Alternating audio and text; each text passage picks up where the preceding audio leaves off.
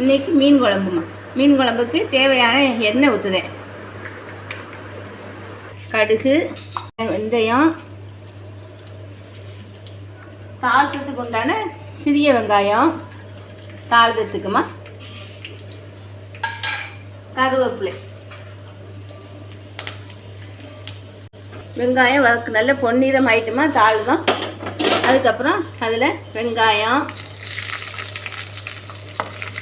தக்காளி, பச்சை மிளகாய் பக்கம் வறுத்துடணுமா. வெங்காயம், தக்காளி, மிளகாய் எல்லாம் நல்லா வதக்கியாச்சுமா. குழம்புமா, மீன் குழம்புக்கு தேங்காய் அரைச்சி வச்சுருக்கேன். தேங்காய் கூட மஞ்சள் வத்தப்பொடிமா, மல்லிப்பொடி, மஞ்சள் பொடிமா,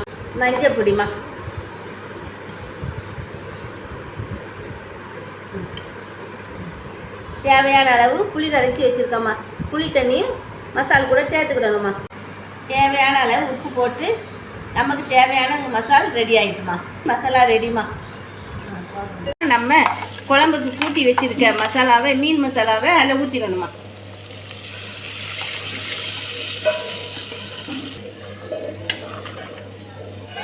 இதை ஒரு 10 நிமிஷம் நல்லா கொதிக்கட்டுமா மூடி வச்சு. சூப்பரான மீன் குழம்பு ரெடி ஆயிட்டுமா.